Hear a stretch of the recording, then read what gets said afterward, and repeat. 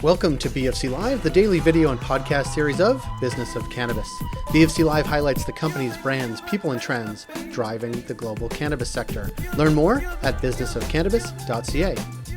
Coming up on BFC Live, Chris Walsh, the president and CEO of Marijuana Business Daily. We wanted to connect with him about their upcoming MJBizCon in Las Vegas in October after a year hiatus for COVID. Chris Walsh, thanks for being here.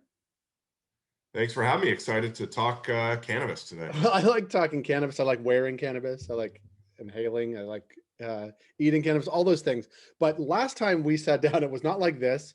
We were in just outside the trade show floor at MJBiz, December 2019. Has anything happened since then? Not really. It's been kind of an uneventful 14 months since then. It's funny. I was talking to someone. It seems like both that was a long time ago, and it kind of was, but also it seems like a decade ago because so much has changed. Obviously, in the COVID in between, but in the cannabis world too, like, you know, New York, New Mexico, Virginia, a whole election where a bunch of states passed it. Like, a lot really has happened between now and then. Absolutely. And, you know, for the cannabis industry, a lot of it's been good. Yeah.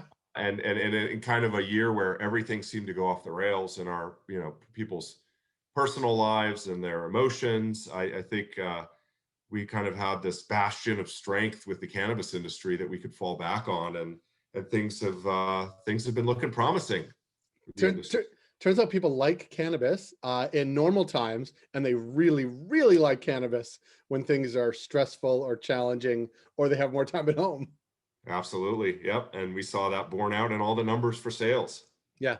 Yeah. It's really amazing. And maybe this is part of the question is, you know, in this era of, you know, uncertainty in all of our lives, one certainty has been cannabis, but also the sky has not fallen because cannabis is legal, which I think has shown that, well, this is the question or the thesis, that states can do this, and really there not only is there not political risk, there actually is political benefit to doing it. Yeah, and that's been borne out over the last decade, and I think really became even more apparent over the last year or two. You know, in every case we've seen states legalize medical or recreationals. What happens is over time they expand the programs, especially on the medical side. So all these, you know, proclamations 6-7 years ago that, as you said, the sky was going to fall and society was going to crumble. It may be crumbling for other reasons, but it's not because of marijuana. You know, maybe it's the glue that's holding some of it together, actually. But yeah, I mean, that's been fascinating to watch. Is there's resistance and there's these tight programs, and we've got to be careful. And then you find a couple of years later, lawmakers, regulators, the public all wants the program expanded. So in every single case, you see beneficial steps, again, especially on the medical side, but also to recreational, to kind of expand this out to more businesses, more players, more access, more everything. And I think that, if anything, shows how much marijuana, cannabis can bring to communities, whether it's medical or recreational. Because if it wasn't, I guarantee these lawmakers would not be expanding programs and increasing access if there were a ton of negatives associated with it. Yeah, few people are as risk averse as elected officials. Absolutely. Right. And so, and when you see, you know, sort of Senator Schumer and Senator Booker and Senator Wyden, you know, really pushing this almost, they're not really taking shots at the White House, but they're also saying we don't really care what the White House says. You know, that says to me, you know, certainly on the Chuck Schumer is a fairly risk averse guy, and there's lots of issues to talk about, and this is the one that he has sort of been really talking about, or one of them. It is a sea change. I worked on Capitol Hill in the late 90s. Nobody was talking like this. Mm-hmm. Yeah, no, it's fascinating. It just, I think we've had this, you know, these incremental steps over the years, and you know, something happens and it's a small development, but it's all, when you put it all together, it's got us where we are today, where someone like Schumer has made this a big focus of his and continuously talks about it. It's not a side thing. You know, this seems to be one of his major initiatives, and it's astounding how quickly this has all changed, and how we're in a world where such a high-ranking public official is not only saying, they support aspects of this, but is actually pushing and championing it and carrying that banner and trying to get through federal change. I love to see it. I'm optimistic, but I'm also cautious. Being in this industry for a long time, you never know what'll happen. But it is like night and day to just even a few years ago. Yeah, it's great to sort of watch and sort of, well, more than watch, witness, but also have it be sort of core to the business, certainly. And actually want to sort of get to that because obviously MJ Biz is the sort of rock of the industry, the place everybody goes to find out what's happening. And obviously we sort of skipped a year on the MJ Biz conference, which was, I mean, it obviously occurred online, but was a gut punch to the sector who likes to congregate because it's both important as an industry, but also it's good fun. Talk a bit about where the planning is for this year, because I know there's lots of chatter online that does people, I'm not sure people are booking flights, but they should be to Las Vegas for October. Am I wrong? You are not wrong. I mean, we didn't know what was going to happen coming out of this, and last year was really tough for us. We weren't able to get together with the industry. We weren't able to host the gatherings that we feel, and we've tried to develop over the years, really move it forward and help people get the connections they need and the education and the deal flow to be successful. So it was a blow to us not to be able to do that for the industry, but also for our business. This was a brutal year when kind of the main financial engine of your company just, someone stole it overnight and you go out and there's nothing in the car anymore. So it's been a really difficult year for us in general, and I know it has been for everyone in different ways. So we weren't sure as we came out of this what the appetite would be, and what we're finding now in the last couple of months as we've got things moving on MJBizCon in October is that the interest is high. I mean, I've always felt this is an industry that really was fueled by personal connections. I think anyone in it realizes that. And while every other industry can say that to some degree too, there's another 2 or 3 levels of that in this industry, right? I mean, it really is fueled by connections and relationships, and people build trust that way in this industry that is not as common in other industries.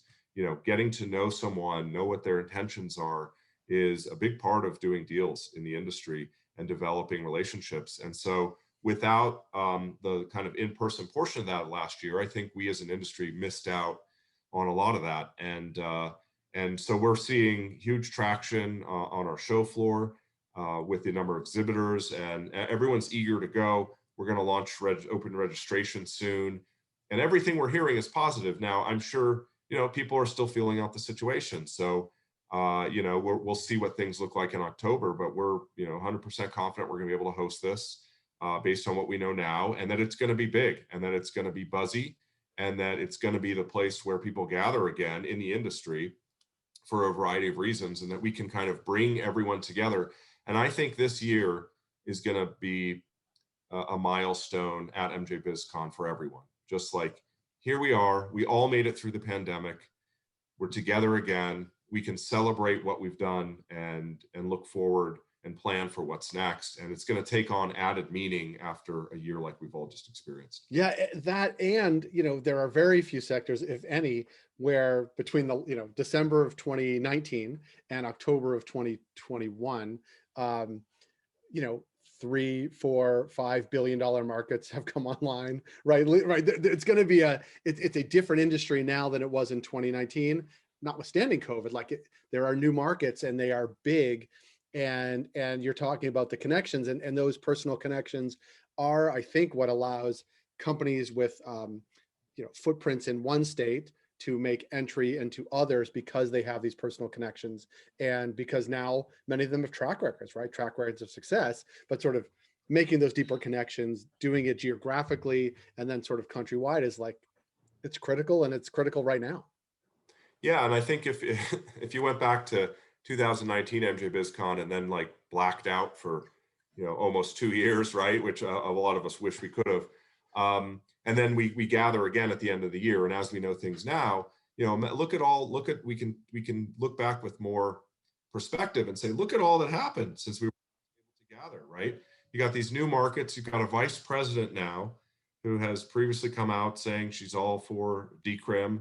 You've got Schumer, as we were just talking about, carrying that flag in the Capitol. And then who knows what will happen between now and October, too. You got investors coming back into the fold, new markets cropping up, momentum almost everywhere we look. And I'm not trying to, for the last decade, I've prided myself, and as a company, we've prided ourselves on offering a realistic assessment of the industry. We don't try not to get caught up in the hype, because it's really easy to do, and everyone else is saying, oh, it's going to be multi-billion this and multi-billion that. But I have to say, honestly, I feel really, really optimistic about where the industry is going. And a lot of that's based on, the developments we've just touched on. And the fact that, cannabis held up so well during the pandemic. It was deemed essential, which we all know and have all talked about, which is another one of those milestone moments for the industry, right?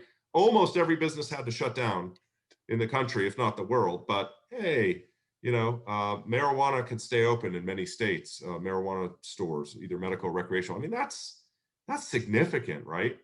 And it helped prop up the industry, and it continued to grow even through this devastating, hopefully once in a lifetime type travesty that occurred in the world. And our industry, the one that we're all helping build and have been for years and will be for years going forward, was resilient. And it's just, and everyone in it is. And so I'm really proud of everyone, for creating this industry that can thrive in a situation like we just went through. Yeah. And we've talked about it a lot with folks that, other industries that don't currently always get slammed with new regulations, new roadblocks put ahead of them, maybe less resilient than cannabis, where it's like, oh, this major earth-changing event happened. Sure, we can deal with that. I mean, there were retailers here in Ontario that one day they were not allowed to take orders online or make deliveries, and the next day they absolutely were. And there were, technology companies, payment services companies, web development companies that all of a sudden like sprung into action, say, we can get you up and online taking payments and delivery within the next 48 hours. And like, that is really a lot of lifting for a company. Most of them are, 6 months old. Yeah, and I'd agree with that too. It's fascinating that the industry has so many challenges, as you mentioned, that it deals with every single day that other people don't deal with, right? So I think we're battle hardened, right?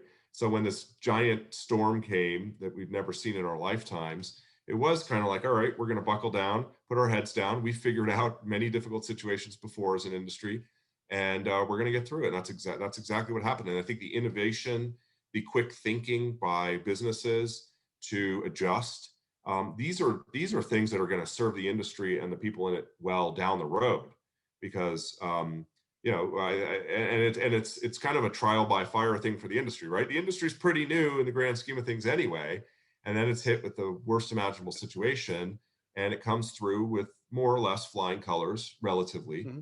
And so I'm hoping that this will make it even more resilient and even better and more innovative and more adaptable down the road. And we'll talk about it all in October in Las Vegas. What's better than Absolutely. It's a good way to bookend December 2019 and October 2021 with a conference in October. So you said general tickets will be on sale soon. We'll put obviously links to everywhere you can find all this stuff. Anything else we should be looking for from you guys? Well, we're really we're putting a lot of our focus in making sure MJBizCon is safe and that it's the celebration for the industry that it needs to be. So it is about business, as it always is, but it's going to have an added element of celebration. So we're really focused with all the changes, making sure that people feel comfortable going, that it's safe for them. And then just on MJBiz Daily and Hemp Industry Daily, it's really continuing to serve the industry. One of the things I think we did relatively well throughout the pandemic was keeping our reach into the industry and providing value, even though we as a business had very difficult times, because that's what we're here to do. We're here to help the industry succeed and to thrive. So we have other things we're working on to really get in closer touch with the industry to develop the types of information or data or networking it needs. So we have some other things we'll be launching in the coming months. But really, it's diving into MJBizCon and really chronicling and helping people analyze and make their businesses successful as we enter the next phase of cannabis, right? There's a lot of things changing right now, and there's a lot of things that are going to change on the horizon. So that's the other part of our focus, is really honing in on that and figuring out how people can be successful as the industry change, and as the considerations and keys to success change as well in the coming months and years, because they will.